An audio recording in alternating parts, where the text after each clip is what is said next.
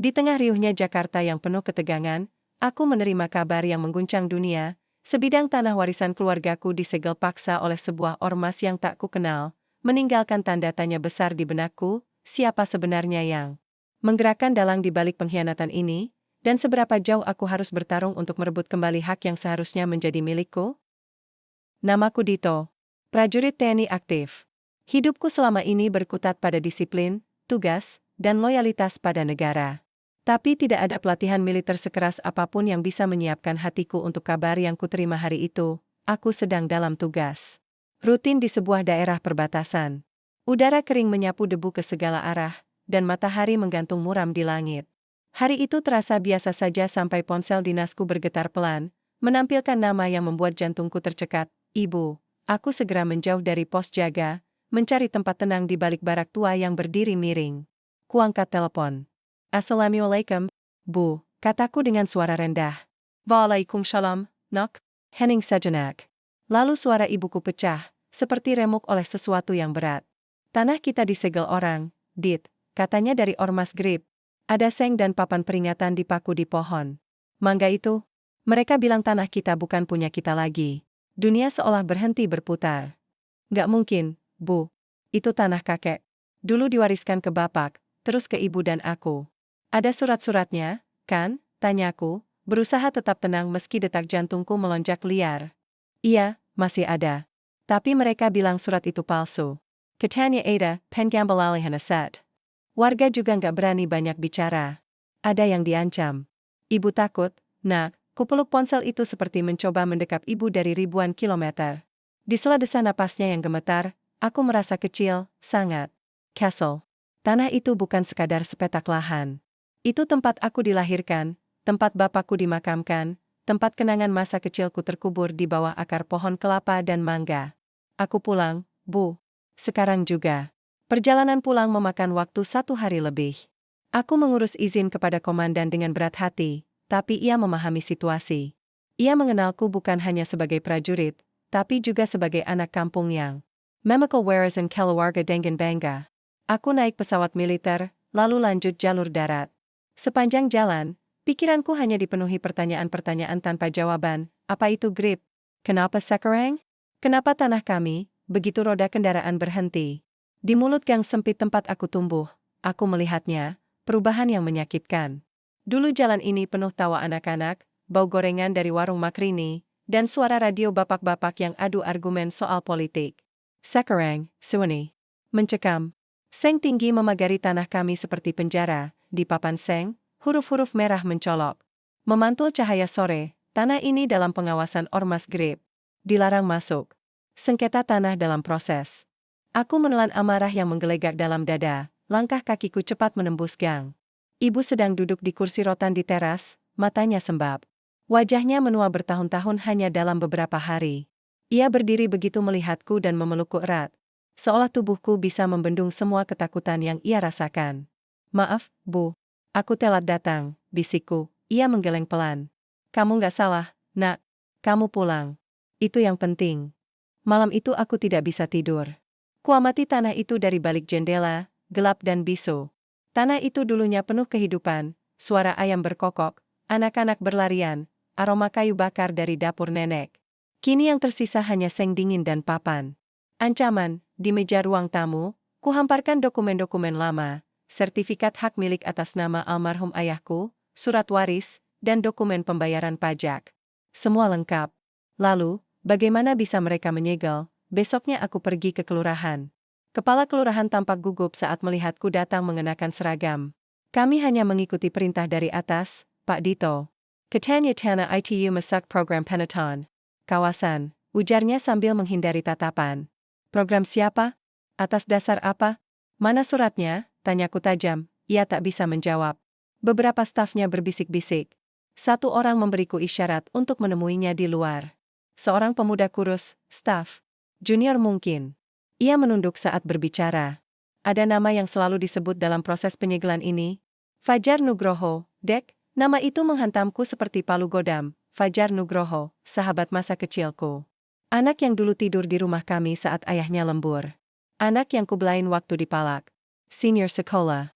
Anak yang dulu bilang, kalau besar nanti, kita bangun rumah bareng di tanah ini, ya, tuh.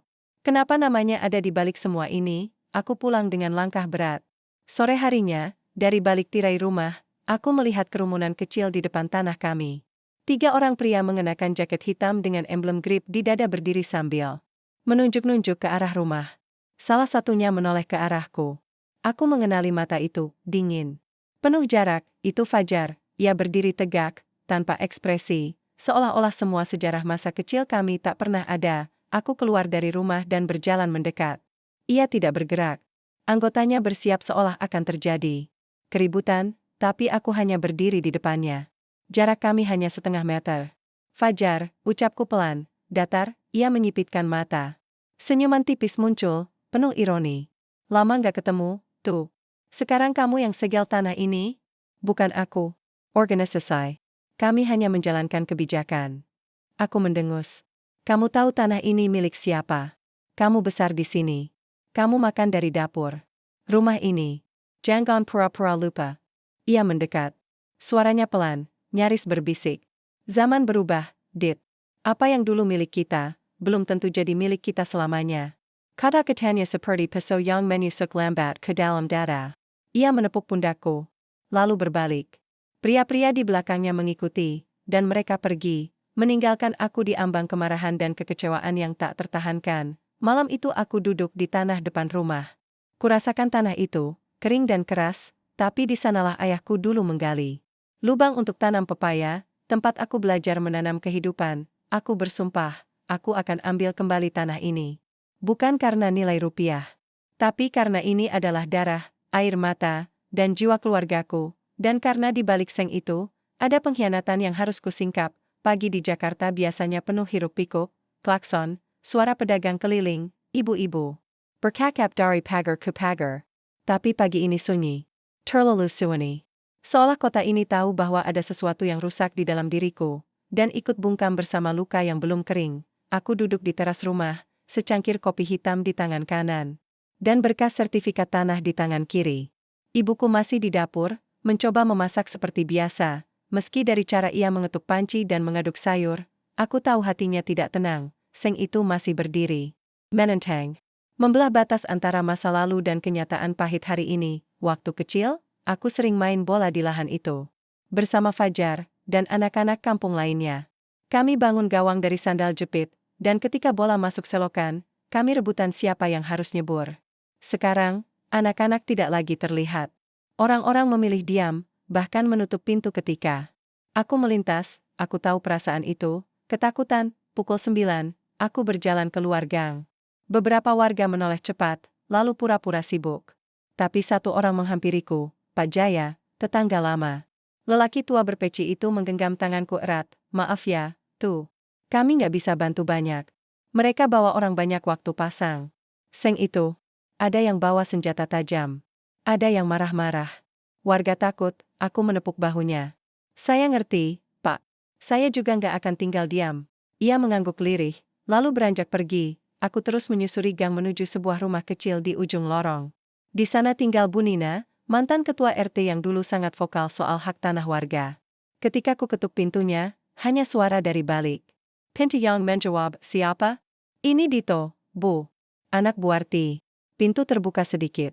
Wajah Bu Nina muncul. Matanya cekung dan tampak lebih tua dari terakhir aku lihat.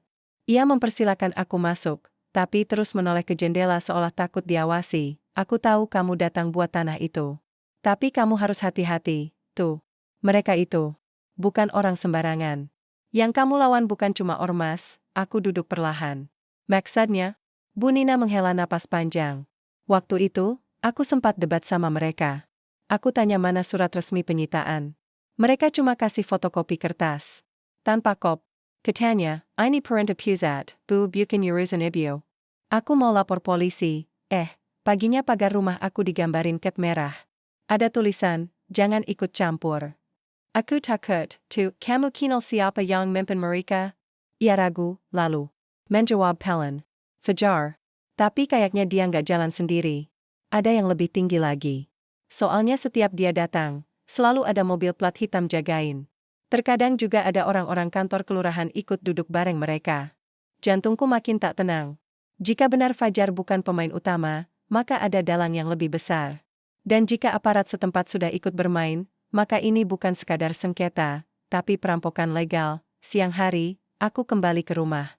Ibuku sedang menyiram tanaman di depan teras, wajahnya sedikit lebih tenang. Tapi ketika aku cerita tentang pertemuanku dengan Bu Nina, ia mendadak menutup mulut dan menunduk. Ada yang datang kemarin malam, waktu kamu belum pulang, katanya. Siapa? 2 orang pria. Mereka nggak bilang nama. Cuma titip pesan. Suruh anakmu jangan ikut campur. Tanah ini bukan urusannya. Aku bangkit berdiri. Dadaku panas. Tapi ibuku menggenggam tanganku, jangan emosi, nak. Mainkan ini dengan kepala dingin. Jangan sampai kamu dikorbankan, aku mengangguk. Tapi amarah itu sudah telanjur menyala. Malamnya, aku kembali membuka dokumen. Sertifikat asli, surat warisan, bukti pembayaran pajak. Semuanya legal. Tak ada celah.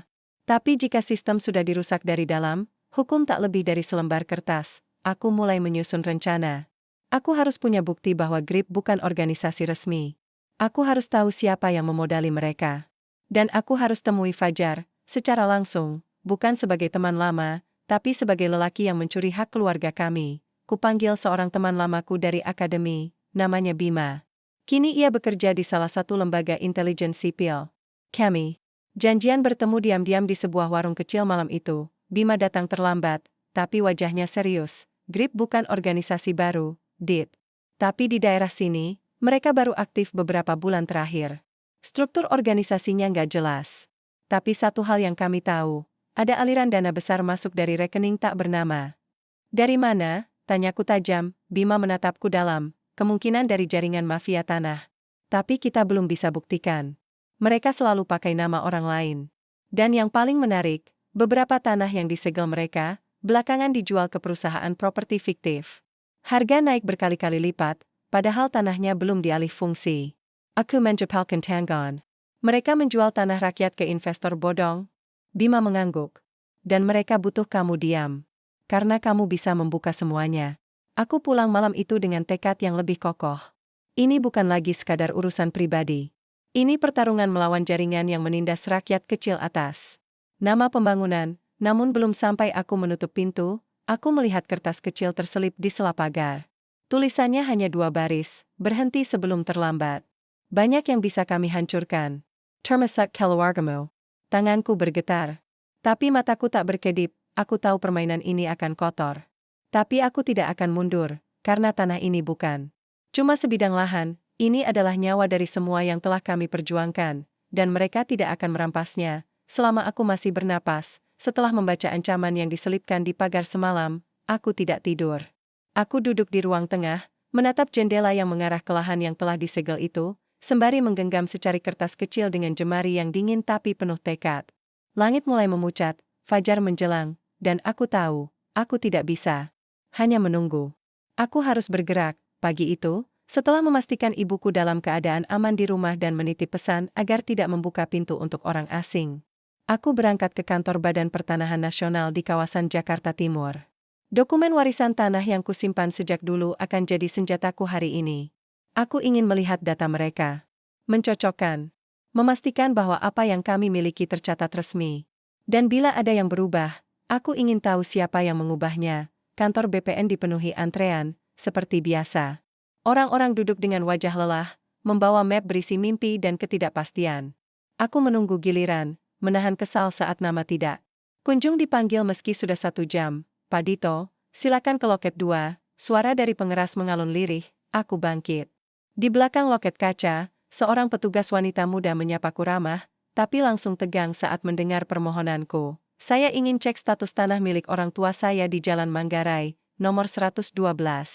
Ada sengketa sepihak, dan saya ingin tahu status terakhirnya di database BPN, kataku sambil menunjukkan berkas asli. Ia membaca cepat. Lalu wajahnya berubah. Maaf, Pak. Sebentar ya, ia berdiri dan membawa berkas itu ke ruang belakang. Aku menunggu, 10 menit, 20, lalu 30 menit. Rasa curiga mulai tumbuh, seperti jamur yang tak bisa dihentikan. Akhirnya, ia kembali. Tapi ekspresinya lebih kaku dari sebelumnya. Mohon maaf, Pak. Data kepemilikan atas nama Warti binti Sahlan tidak kami temukan di sistem elektronik kami. Mungkin berkasnya belum terinput ke sistem digital. Aku terdiam sejenak. Bagaimana mungkin? Sertifikat asli ini terbit tahun 2005. Seharusnya sudah ada, kan? Ia menunduk. Biasanya, kalau ada sengketa atau permintaan pemblokiran, data bisa dikunci sementara. Tapi saya tidak punya kewenangan untuk buka itu. Bapak harus ajukan permohonan resmi, bisa jadi jawabannya keluar dalam 15 hari kerja. 15 hari, ulangku, hampir tak percaya. Tanah saya disegel secara ilegal, dan saya harus menunggu 2 minggu hanya untuk tahu apakah kami masih tercatat sebagai pemilik sah. Petugas itu tak mampu menatapku. Maaf, Pak. Aturannya seperti itu. Aku keluar dari kantor itu dengan kepala penuh badai. Mataku menyapu halaman parkir, dan untuk sesaat, aku merasa sedang berada di negeri asing. Semuanya terasa tak logis, seperti adegan mimpi buruk yang terlalu nyata. Siangnya, aku memutuskan mendatangi kantor kelurahan lagi, kali ini tanpa basa-basi. Aku langsung menemui sekretaris lurah yang sebelumnya pernah kulihat berbincang dengan Fajar saat penyegelan terjadi. Pak, saya minta transparansi. Tanah keluarga saya kenapa bisa disegel tanpa pemberitahuan resmi, padahal kami punya surat sah dan belum pernah ada masalah sebelumnya. Ia tampak gugup, tapi mencoba tersenyum. Pak Dito, tenang dulu. Kita bisa bicara baik-baik. Ini semua karena proses dari atas. Ada surat dari pihak ormas, katanya mereka punya hak atas tanah itu. Aku melempar map berisi dokumen di atas mejanya. Mana surat itu? Tunjukin ke saya. Lihat ini, semua surat lengkap. Bahkan kami bayar PBB sampai tahun lalu. Ia membuka lemari arsip kecil di belakang, mengambil satu bundel fotokopi lusuh. Lalu ia menunjukkan surat yang katanya menjadi dasar penyegelan. Surat tanpa kop instansi, tanpa nomor registrasi, hanya tanda tangan seorang yang mengaku koordinator GRIP Jakarta Selatan. Ini bukan dokumen resmi. Ini bisa diketik di warnet manapun. Suaraku meninggi. Ia buru-buru menenangkanku. Saya hanya menjalankan prosedur. Kalau Bapak keberatan, silakan ajukan banding ke kecamatan atau bawa ke jalur hukum. Lagi-lagi, bola dilempar. Seperti sedang bermain dengan tembok yang hanya tahu memantulkan, bukan mendengar. Petang menjelang, aku menyusuri gang menuju rumah dengan kepala berat. Saat melewati salah satu rumah tua dekat tanah kami, kudengar suara kecil memanggil, "Tuh, Dito," seorang lelaki tua, Pak Rauf, mantan kepala RW yang sudah lama pensiun, melambai padaku. Aku mendekat, dan ia menyuruhku masuk. Rumahnya penuh debu, buku tua, dan bau kamfer menyengat. Aku tahu kamu pasti cari tahu. Kamu prajurit. Kamu anak pejuang. Tapi hari-hari, NAK, aku mengenggak pelan. Saya butuh informasi. Kamu tahu siapa yang ngurus dokumen palsu ini? Ia mengelus jenggot putihnya. Beberapa tahun lalu, ada program sertifikasi massal. Tapi banyak oknum yang manfaatkan celah. Mereka buat salinan palsu, lalu ajukan balik nama lewat jalur bawah tangan. Semua mainnya rapi. Pakai orang dalam. Banyak warga nggak sadar tanahnya dijual tanpa pernah mereka lepaskan. Aku mengejut Biber. Apakah Fajar salah satunya? Fajar bukan cuma bagian dari itu. Dia yang menjalankan. Dia kaki tangan investor. Tapi dia juga pakai nama ormas supaya terlihat berwibawa. Padahal ormas itu cuma tameng. Investor? Siapa investornya? Ia menggeleng. Itu yang kamu harus cari tahu. Tapi sekali kamu mulai, tak ada jalan kembali. Banyak yang sudah jadi korban, tapi tak berani buka suara. Malam hari, setelah memastikan ibu tidur, aku duduk di depan komputer lama di kamar. Koneksi lambat, tapi cukup untuk menggali informasi. Ku ketik nama, GRIP, di mesin pencari, lalu, GRIP Jakarta Selatan. Beberapa berita muncul, bentrokan, penyegelan, klaim tanah, semua dengan pola yang sama. Tapi tak satu pun menyebut Fajar. Lalu aku buka media sosial. Aku cari nama Fajar Nugroho. Akun lamanya masih ada, tapi sekarang lebih tertutup. Di foto profilnya, ia mengenakan batik, berdiri di antara dua pria berpakaian jas. Salah satunya aku kenal, dia adalah direktur dari sebuah perusahaan properti yang pernah disebut dalam laporan Bima. Ku jeda sejenak, segalanya mulai menyatu dalam pikiranku. Fajar menjual tanah-tanah warga ke investor bodong lewat jalur ormas. Legalitas dimanipulasi. Warga dipaksa diam dengan engkemen. Dan sekarang, aku jadi batu sandungan berikutnya, tapi aku tak akan jadi korban berikutnya. Aku akan bongkar semua ini, meski aku harus berdiri sendiri, Setelah hari yang melelahkan di kantor pertanahan dan kelurahan, aku menyadari bahwa pertarungan ini bukan hanya soal dokumen dan legalitas. Ini tentang manusia, tetangga, saudara, dan mereka yang selama ini hidup berdampingan dengan keluarga kami. Aku harus turun ke lapangan, menemui mereka secara langsung. Malam itu, aku memutuskan berjalan menyusuri gang-gang sempit di sekitar tanah kami yang kini tertutup seng tinggi berkarat. Suasana mencekam begitu terasa, seperti udara berat penuh ketakutan yang tak bisa kutangkap dengan mata biasa. Lampu jalan banyak yang padam, dan hanya suara langkah kakiku yang bergema di dinding-dinding rumah. Di sebuah rumah kecil yang nyaris roboh, aku mengetuk pelan. Pintu terbuka, terlihat wajah Pak Seno, lelaki parubaya yang dulu sering membantu ayah saat mengurus kebun kecil di belakang rumah. "Dito? Kamu pulang?" tanyanya lirih sambil memandangku penuh waspada. Aku mengangguk. "Iya, Pak. Saya mau ngobrol sebentar. Tentang tanah kita." "Aye Menggeleng Pelen. Dito, sudah lama kami sepakat diam saja. Kalau kamu berani melawan, jangan salahkan kalau nanti ada yang datang." Aku menghela napas. "Pak, saya tahu ini berisiko. Tapi kalau kita terus diam, mereka akan ambil semuanya tanpa sisa. Kita harus lawan, supaya tidak ada yang jatuh korban." Pak Seno mengerutkan dahi, tapi aku tahu ia tersentuh. "Kamu seperti ayahmu dulu, berani dan keras kepala. Tapi kamu juga harus lihat keadaan. Banyak orang takut." Aku menatap matanya, berusaha menyampaikan tekad. "Kalau takut, kita kalah. Kalau diam, kita mati." Aku tak mau itu terjadi pada keluarga dan tetangga. Ia terdiam lama. Kemudian ia mengangguk pelan. "Kalau kamu benar-benar mau berjuang, kamu harus tahu satu hal. Fajar itu bukan cuma musuh biasa. Dia tahu kelemahan kita, dia tahu siapa yang mudah ditakuti dan siapa yang bisa disuap." Kata-kata itu seperti pisau yang mengiris. Aku sadar, perlawanan ini tidak hanya soal kekuatan fisik, tapi juga perang psikologis dan moral. Keesokan harinya, aku mengunjungi rumah Bulina, seorang janda muda dengan 2 anak kecil yang tinggal persis di sebelah tanah kami. Ia menolak untuk ikut rapat warga ketika ada isu sengketa, takut terjadi sesuatu pada anak-anaknya. "Pak Dito, saya takut," katanya sambil menatap kosong. "Mereka sering datang malam. Kadang mengganggu kemebu saya yang jaga rumah. Kalau saya ikut melawan, saya takut keluarga saya jadi sasaran." Aku merasakan betapa berat beban yang ia pikul. "Bulina, saya mengerti. Tapi kalau kita semua seperti ini, mereka yang menang. Jangan biarkan ketakutan menjendalakan hidup kita." Ia menunduk, matanya berkaca-kaca. "Saya ingin kuat seperti ayahmu, Pak. Tapi saya belum bisa." Aku memegang bahunya, memberi semangat. "Mulailah dengan satu langkah kecil. Kita hadapi bersama." Hari-hari berikutnya aku terus berkeliling, mengumpulkan cerita dan keberanian dari orang-orang yang mulai terperangkap di dalam ketakutan mereka sendiri. Aku mendengar bisik-bisik tentang intimidasi, suap, bahkan ancaman yang disampaikan. Dengan dingin, suatu malam, aku menemukan sebuah catatan di depan rumahku. Tulisannya samar tapi jelas, "Hentikan usaha sia-sia. Fajar tidak main-main." Namun, aku menatapnya dengan mata membara. Justru karena dia tidak main-main, aku harus lebih serius. Dalam perjuangan ini, aku juga menyadari bahwa aku tidak bisa mengandalkan siapapun selain diriku sendiri dan beberapa teman yang masih bisa dipercaya. Perlahan, aku mulai menyusun rencana agar suara warga tidak tenggelam oleh seng dan ancaman. Aku menghubungi Bima, temanku yang bekerja di intelijen sipil, dan meminta bantuan untuk mengumpulkan data legalitas tanah serta aktivitas keuangan Fajar dan jaringan GRIP.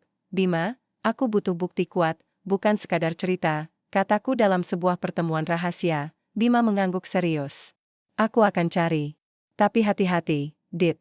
Mereka sudah tahu kalau kamu mulai bergerak." Malam itu, aku kembali mengawasi tanah yang disegel, berdiri tegak meski hawa dingin menusuk kulit. Seng itu bukan hanya batas fisik, tapi juga batas antara keputusasaan dan harapan. Aku berjanji pada diri sendiri dan keluargaku bahwa aku tidak akan membiarkan segalanya berakhir seperti ini. Seng itu akan runtuh, dan keadilan akan menang. Beberapa hari berlalu sejak aku mulai menggali cerita dan ketakutan warga. Suasana semakin panas, bukan hanya di sekitar tanah yang disegel, tapi juga dalam hatiku. Ada sesuatu yang tak pernah bisa aku lupakan. Fajar, sahabat masa kecilku itu bukan hanya pemimpin ormas GRIP yang kini menjadi musuh, tapi juga seseorang yang pernah aku percayai sepenuh hati. Ingatan itu terus mengusikku, seperti bayang-bayang. Gelap yang menempel tak terlepaskan. Malam itu, aku duduk di ruang kerja yang remang, membuka album foto tua. Foto kami, aku dan Fajar, masih berpelukan di depan rumah, saat kami berjanji menjaga tanah keluarga kami bersama. Waktu itu, kami tidak tahu bahwa jalan kami akan berpisah begitu jauh. Kututup album itu dengan berat, lalu menyalakan ponsel. Aku harus bertemu dengannya, meski aku tahu ini berbahaya. Keesokan paginya, aku menyusuri jalan menuju sebuah kafe di sudut kota yang menjadi markas kecil Grab. Tempat itu terlihat biasa, tapi terasa seperti sarang ular yang siap menyerang kapan saja. Aku masuk dengan hati-hati. Di balik meja kayu, seorang pria dengan tatapan dingin menatapku. Dito, sapanya dingin, tanpa senyum.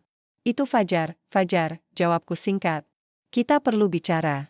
Ia mengangguk pelan, lalu mengajak duduk. Apa? Yurizamo? Aku menarik napas panjang. Tentang tanah keluargaku. Kenapa kalian segel secara sepihak? Aku tahu kamu di balik ini. Fajar tersenyum sinis. Kamu terlalu polos, Dit. Ini bukan soal tanah kamu saja. Ini soal masa depan. Grip membantu masyarakat agar tanah ini bisa berkembang. Apa maksudmu, berkembang? Kau tahu itu tanah. Keluarga. Warisan. Kau hancurkan semuanya demi apa? Ia menatapku dingin, tanpa jawaban langsung. Kamu harus paham, Dit. Dunia ini keras. Kadang harus ada pengorbanan. Pengorbanan? Kau korbankan keluargaku, sahabatku sendiri. Suaraku meninggi, Fajar berdiri, menatap lurus ke mataku. Dulu kita sahabat, tapi aku sudah memilih jalanku. Dan kamu? Kamu prajurit, bukan pejuang di dunia nyata ini. Aku merasakan marah yang membara. Aku prajurit untuk membela kebenaran, bukan untuk membiarkan kejahatan menang. Fajar tertawa kecil. Kebenaran itu relatif, Dit. Jangan percaya pada apa yang kamu lihat. Pertemuan itu meninggalkan luka yang dalam.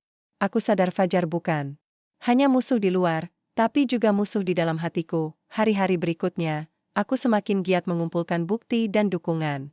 Aku menghubungi beberapa tokoh masyarakat yang masih percaya padaku. Aku juga mulai mengumpulkan rekaman suara dan dokumen yang menguatkan dugaan keterlibatan Fajar dalam konspirasi jual beli tanah ilegal. Namun, tekanan semakin nyata. Beberapa malam aku merasa rumahku diawasi. Lampu tiba-tiba padam, telepon berdering. Tanpa suara, dan ada bayangan-bayangan yang mengintai di sekitar, tapi aku tak gentar. Aku ingat janji pada ibuku dan semua warga. Aku harus kuat, walau langkah ini berat. Suatu sore, aku menerima kabar dari Bima. Ia mengirim pesan singkat, temukan sesuatu. Ada bukti transaksi yang menghubungkan Fajar ke perusahaan properti bodong. Kirim semua dokumen yang kamu punya. Ini jalan satu-satunya. Aku tahu, pertempuran ini bukan hanya soal tanah, tapi tentang membongkar jaringan korupsi dan pengkhianatan yang berakar. Aku mulai merancang strategi. Aku akan membawa kasus ini ke publik. Aku harus membuat semua orang tahu kebenaran. Malam sebelum rencana itu aku berdiri di depan rumah, menatap lahan yang dulu penuh tawa dan harapan. Kini berubah menjadi medan perang yang dingin dan sunyi. Namun, aku yakin, selama aku berjuang dengan hati dan keberanian, keadilan akan bersinar, dan aku akan memenangkannya. Hari itu tiba. Aku berdiri di depan gedung balai warga, tempat di mana ribuan orang biasa berkumpul untuk membahas berbagai hal. Tapi hari ini bukan pertemuan biasa. Ini adalah kesempatan terakhirku untuk mengungkap semuanya. Bukti-bukti yang aku kumpulkan akan kuperlihatkan kepada warga dan juga pihak berwenang. Aku menghirup napas panjang, berusaha menenangkan jantung yang berdegup kencang. Wajah-wajah penuh harap, penasaran, bahkan beberapa penuh keraguan, menatapku dari depan panggung kecil yang sudah kubuat seadanya. Aku tahu, ini bukan hanya pertarungan fisik. Ini adalah peperangan untuk jiwa dan kepercayaan mereka. Setelah membuka pembicaraan dengan mengingatkan sejarah tanah itu, aku memulai satu persatu memaparkan bukti-bukti yang sudah kususun, dokumen kepemilikan asli, surat palsu yang dipakai ormas Grip, hingga bukti transaksi gelap yang melibatkan Fajar dan jaringan investor bodong. Suara-suara mulai berbisik, gemuruh ketidakpercayaan mulai terbentuk. Tapi di tengah keramaian, sosok yang paling aku benci tiba-tiba muncul, Fajar. Ia masuk dengan langkah percaya diri, wajahnya dingin dan penuh penghinaan. Apa-apaan ini, Dito? Suaranya bergaung. Kamu pikir dengan pamer dokumen itu bisa menghentikan kami? Grip bukan hanya ormas, kami adalah kekuatan yang mengatur Jakarta Selatan. Kerumunan mulai gaduh, Beberapa orang terlihat terpecah antara yang mendukung dan yang ragu. Aku menatap Fajar tajam. Kamu sudah berkhianat. Menggunakan nama ormas untuk menutupi kejahatanmu. Fajar tertawa sinis. Kamu tidak mengerti permainan ini, Dit. Kamu terlalu sederhana. Aku membalas dengan tenang tapi penuh amarah. Kebenaran sederhana, Tana. Itu milik warga, bukan untuk diperjualbelikan sembarangan. Pertengkaran verbal berubah menjadi semakin panas. Fajar mengancam akan memanggil pengikutnya, dan situasi mulai tidak terkendali. Namun, sebelum kericuhan meluas, aku mengeluarkan rekaman. Suara pertemuan rahasia Fajar dengan investor. Suara itu jelas dan tak terbantahkan, membongkar niat jahatnya. Suara warga mulai bersatu, menyerukan agar Fajar dan kelompoknya mundur. Beberapa petugas keamanan yang datang ikut memperhatikan, dan aku tahu ini adalah kesempatan. Fajar yang terpojok, marah besar, berteriak kasar. Tapi aku melihat ketakutan di matanya, ketakutan yang selama ini ia sembunyikan di balik topeng kekuasaan. Saat itu aku sadar, pertarungan ini belum selesai. Tapi titik balik sudah terjadi. Semua mata kini terbuka. Aku mengakhiri pertemuan dengan kalimat tegas, ini bukan hanya tentang tanah kami. Ini tentang hak kami, tentang keadilan. Dan aku akan terus berjuang sampai hak itu kembali. Kerumunan bubar dengan gemuruh semangat baru. Aku berdiri sendiri di atas panggung kecil, merasa lega tapi juga waspada, karena aku tahu, ancaman sesungguhnya baru saja dimulai. Suasana malam itu terasa berbeda. Setelah pertemuan yang bergejolak di balai warga, aku kembali ke rumah dengan perasaan campur aduk. Ada kemenangan, tapi juga beban berat yang terus menghimpit dada. Aku tahu, Fajar tidak akan tinggal diam. Dia punya kekuatan dan koneksi yang jauh lebih besar daripada yang aku bayangkan. Aku duduk di ruang tengah, menatap dinding yang penuh foto keluarga. Ada wajah ayah, ibu, dan juga Fajar dalam masa-masa kami masih bersama. Dulu, dia adalah sahabat terbaik yang aku percayai, yang selalu ada di setiap langkah perjuangan. Tapi sekarang, ia telah berubah menjadi bayangan kelam yang mengancam segalanya. Teleponku bergetar. Pesan masuk dari nomor tak dikenal. Berhentilah sebelum terlambat. Dito, kami tahu siapa kau. Jangan paksakan kehendakmu. Aku meremas telepon itu dengan tangan gemetar. Ancaman itu bukan hanya kata-kata kosong. Ini nyata, dan berbahaya. Keesokan harinya, aku menemui Bima. Aku butuh informasi lebih banyak tentang jaringan Fajar, siapa saja yang ada di balik layar. Di sebuah kafe kecil yang tak terlalu ramai, kami bertukar kabar dan strategi. Aku sudah dapat beberapa nama, Dit. Ada pejabat daerah yang terlibat, dan beberapa aparat juga, kata Bima serius. Ini sudah jadi sindikat besar, bukan cuma sekadar ormas. Aku mengangguk, memikirkan langkah selanjutnya. Kita harus bawa ini ke media, agar publik tahu dan mendukung kita. Bima mengerutkan dahi. Kalau kita terlalu cepat, mereka bisa membungkam. Kita harus hati-hati. Malam harinya, saat aku beristirahat, pintu rumahku diketuk dengan keras. Jantung berdegup kencang. Aku membuka pintu dan menemukan seorang wanita yang kukenal sebagai Bulina, tetangga yang selama ini takut bicara, matanya merah dan berlinang air mata.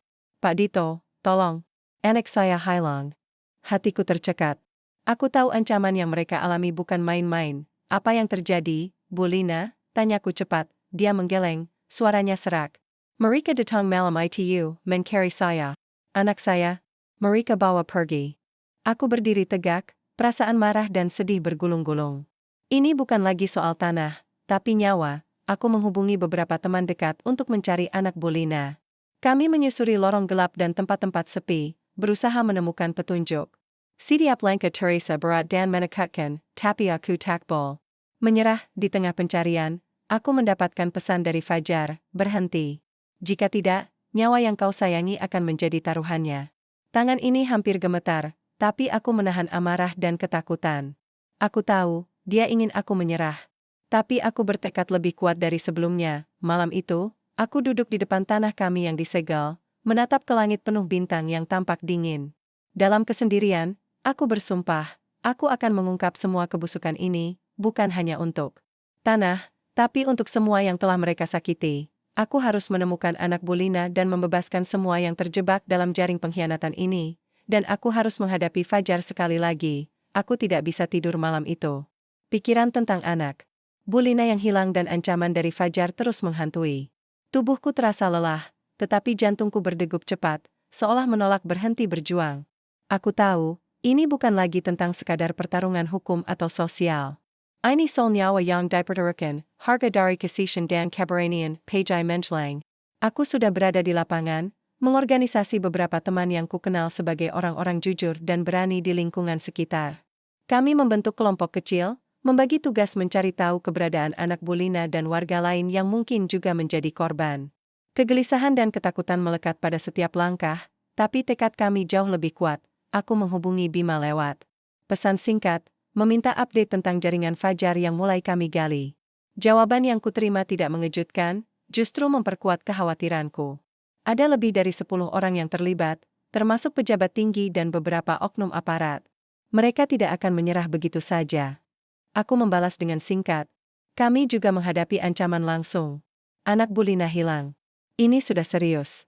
Bima membalas cepat, hati-hati, Dit. Fajar tidak main-main.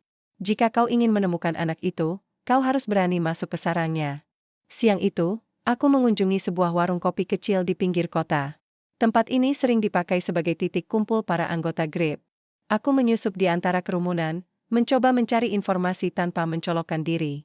Beberapa orang yang kutanya menatapku dingin, menolak bicara. Tapi aku tak menyerah. Setelah berjam-jam, seorang pemuda dengan wajah letih dan penuh kegelisahan mendekatiku. Suaranya pelan, hampir berbisik, Pak Dito, aku tahu di mana anak Bu Lina. Tapi kau harus janji, jangan bawa polisi dulu. Aku mengangguk cepat. Aku janji, apa pun yang kau tahu, beritahu aku. Ia menghela napas, ada sebuah gudang di pinggir kota. Mereka menyembunyikan beberapa anak di sana, termasuk anak Bulina. Tapi tempat itu dijaga ketat, penuh orang bersenjata. Detak jantungku meningkat. Informasi itu seperti petir di siang bolong. Aku berterima kasih padanya, memberikan sejumlah uang kecil sebagai tanda terima kasih, dan segera bergerak. Malam mulai merayap ketika kami mendekati gudang itu. Kami membawa beberapa peralatan sederhana, lampu senter, dan keberanian seadanya. Semua terasa seperti dalam mimpi buruk yang tak ingin aku jalani. Dito, hati-hati, bisik Bima yang ikut bersama kami. Ini bukan cuma soal tanah atau dokumen. Ini soal hidup dan mati. Aku mengangguk. Aku tak punya pilihan selain maju. Di balik pintu besar yang berkarat, kami melihat beberapa sosok bersenjata berdiri waspada. Aku menahan napas dan memberi isyarat pada teman-teman untuk bersembunyi dan memantau dari jauh. Aku mencoba menghubungi seorang kenalan di kepolisian. Memberitahu tentang keberadaan gudang itu, berharap mereka segera datang. Tapi waktunya kritis, aku tak bisa menunggu terlalu lama. Sementara menunggu, aku mengamati sekeliling. Gudang itu terlihat suram, bau lembab dan debu memenuhi udara. Suara anak-anak kecil yang tertahan memecah kesunyian, membuat hatiku hancur. Aku merasakan amarah yang membakar seluruh tubuh. Tolong, Dito, suara kecil tiba-tiba memanggil dari balik sebuah pintu kecil di dalam gudang. Aku mengenali suara itu, anak Bulina. Aku segera mencari cara masuk. Dengan hati-hati, aku mendekati pintu itu dan mencoba membukanya. Terkunci.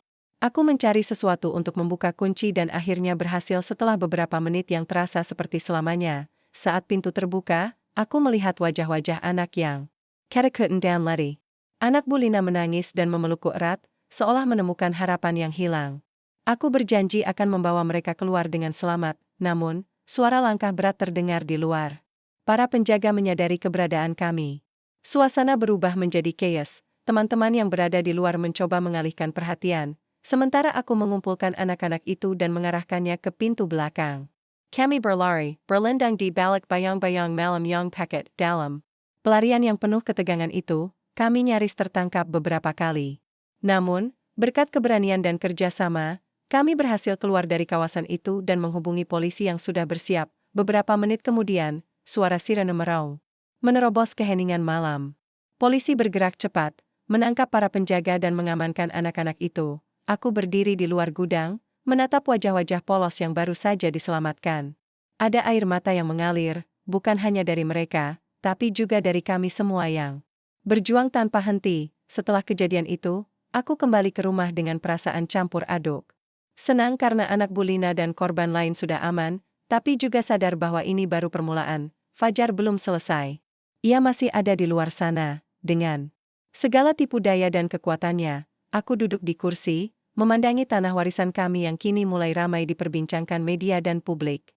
Aku tahu, perjuangan ini tidak hanya menyangkut aku dan keluargaku, tapi juga masa depan banyak orang. Dalam hati aku berjanji, apapun yang terjadi, aku akan mengungkap semua kebusukan ini sampai tuntas. Malam itu, sebelum tidur, aku membuka ponsel dan menemukan sebuah pesan baru dari nomor tak dikenal. Kamu terlalu jauh, Dito. Ini belum berakhir. Aku menatap layar dengan tatapan tajam. Perang ini belum selesai. Tapi aku tidak akan mundur. Aku adalah Dito, prajurit dan pejuang tanah yang tak tergantikan. Dan aku akan memenangkan pertarungan ini. Setelah berhasil menyelamatkan anak-anak dari gudang itu, aku kira badai akan mulai mereda. Tapi nyatanya, gelombang masalah justru datang semakin besar. Fajar dan kelompoknya tidak tinggal diam. Mereka berusaha menggoyahkan semangatku dengan segala cara, dari ancaman langsung hingga serangan psikologis yang membuatku terus waspada setiap saat. Keesokan harinya, rumahku dipenuhi dengan jejak-jejak yang mencurigakan. Pintu belakang sedikit terbuka, ada jejak kaki berlumpur di teras, dan beberapa dokumen yang aku simpan rapi di meja kerja tampak berserakan. Ini bukan peringatan kosong. Ini pesan yang jelas, mereka tahu aku sedang mengincar mereka. Aku menghubungi Bima, yang kini tidak hanya menjadi sekutu, tapi juga teman paling terpercaya. Kita harus bergerak cepat, Dit. Mereka mulai menyerang balik, dan ini tidak hanya soal tanah lagi. Ini perang total. Setuju, jawabku. Aku akan kumpulkan tim kecil, dan kita mulai bongkar jaringan mereka dari dalam. Dalam beberapa hari berikutnya, aku dan Bima bekerja tanpa henti.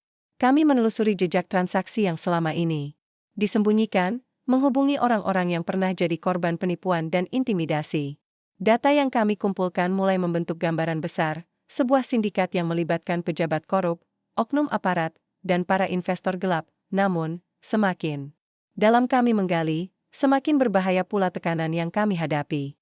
Suatu malam, saat aku sedang mengantarkan dokumen ke seorang saksi, sebuah motor dengan 2 penunggang mendekat dengan kecepatan tinggi dan menyalakan lampu sorot tepat ke arahku. Awas, teriak Bima, tapi terlalu cepat. Motor itu menabrakku hingga aku terjatuh dan kehilangan kesadaran. Ketika aku sadar, aku sudah berada di sebuah ruangan gelap yang asing. Ada bau lembab dan dingin yang menusuk kulit. Tangan dan kakiku terikat, dan wajah-wajah yang kukenal dari pihak musuh tampak berdiri di depanku. Fajar, tatapannya dingin, tanpa sedikit pun sisa persahabatan dulu. Kau benar-benar keras kepala, Dito, katanya pelan, tapi penuh ancaman. Apa kau pikir kau bisa menghancurkan kami sendirian? Aku menelan ludah, mencoba tetap tenang meski tubuh ini bergetar. Ini bukan soal aku atau kau. Ini tentang ketelan dan kebenaran. Fajar tersenyum sinis. Kebenaran? Itu hanya alat untuk melemahkan kami. Kau harus belajar, Dito. Dalam dunia ini, yang kuat yang menang. Percakapan itu seperti pisau yang menusuk hatiku. Sahabatku dulu berubah menjadi musuh yang kejam dan licik. Aku tahu ini saatnya untuk memutar otak dan mencari sila untuk keluar. Aku mulai mengamati setiap gerakan penjaga, mencari momen terbaik. Tiba-tiba pintu terbuka, seorang pria bertopi masuk membawa beberapa dokumen. Aku meraih salah satu dokumen dan menyembunyikannya di balik baju. Ini mungkin satu-satunya bukti nyata yang bisa menjatuhkan mereka. Saat kesempatan datang, aku berhasil membebaskan diri dan melarikan diri dari ruangan itu dengan napas tersengal. Aku tahu, aku harus segera menyebarkan bukti itu ke pihak berwenang dan media sebelum Fajar dan kelompoknya kembali menghilangkan jejak. Perjalanan pulang tidak mudah. Aku terus-menerus diikuti dan diteror, tapi aku berhasil sampai rumah dengan selamat. Bersama Bima dan beberapa teman terpercaya, kami mengatur rencana besar untuk membongkar seluruh jaringan itu dalam waktu dekat. Aku merasa semakin dekat dengan kemenangan, tapi juga sadar bahwa harga yang harus dibayar semakin tinggi. Aku kehilangan sahabat, nyaris kehilangan nyawa, dan harus menghadapi kenyataan pahit tentang kejahatan yang bersembunyi di balik nama dan kekuasaan. Namun, aku berjanji pada diriku sendiri, aku tidak akan mundur. Sampai keadilan ditegakkan, aku akan bertarung sampai titik darah penghabisan. Udara pagi itu terasa berbeda. Seperti menghela napas panjang setelah badai panjang yang membekap Jakarta Selatan. Aku berdiri di halaman rumah, memandang tanah yang selama ini menjadi sumber perjuangan, penderitaan, dan pengkhianatan. Tapi hari ini, ada secercah harapan yang mulai merekah. Berbulan-bulan aku bertarung, melewati malam penuh ketakutan dan siang yang dipenuhi ancaman. Aku hampir kehilangan segalanya, termasuk nyawaku. Namun, Langkah ini adalah bukti bahwa kebenaran akan menemukan jalannya. Setelah bukti yang aku dapatkan berhasil tersebar luas melalui media dan pengadilan, tekanan besar mulai mengguncang kubu Fajar dan para kroninya. Polisi bertindak cepat, melakukan penangkapan terhadap pejabat dan oknum yang terlibat. Grip yang selama ini menjadi tameng mereka mulai terpecah dan kehilangan pengaruh. Aku ingat betapa pahitnya menghadapi Fajar dalam konfrontasi terakhir kami sebelum ia ditangkap. Tatapannya penuh kebencian, tapi aku tahu, kebenaran telah mengalahkan kebohongan dan pengkhianatan. Hari ini, aku menghadiri pertemuan warga, yang kali ini bukan tentang protes, tapi tentang harapan. Warga mulai membersihkan tanah warisan kami, menata kembali rumah dan kehidupan yang sempat terganggu. Bulina, yang selama ini menjadi simbol keberanian, berdiri di depan kami. Matanya memancarkan kebahagiaan dan rasa terima kasih yang dalam. Aku tahu perjuangan ini bukan hanya milikku, tapi milik semua yang telah berani berdiri bersama. Aku juga menerima surat dari komandan di markas TNI. Mereka mengapresiasi keberanianku menjaga kehormatan dan hak warga. Tapi yang lebih penting, aku tahu ini adalah awal dari perubahan. Tanah ini bukan hanya sebidang lahan, melainkan simbol perjuangan, keadilan, dan persaudaraan yang tidak akan pernah pudar. Dalam keheningan sore, aku duduk di atas tanah yang kini sudah mulai kembali hidup. Angin sepoi membawa aroma segar, menghapus semua kegelapan yang pernah menyelimuti. Aku tersenyum, menyadari bahwa pertarungan ini mengajarkanku banyak hal, tentang kekuatan, pengorbanan, dan arti sebuah keluarga yang sesungguhnya. Aku adalah Dito, prajurit, pejuang, dan kini, penjaga tanah yang tak tergantikan.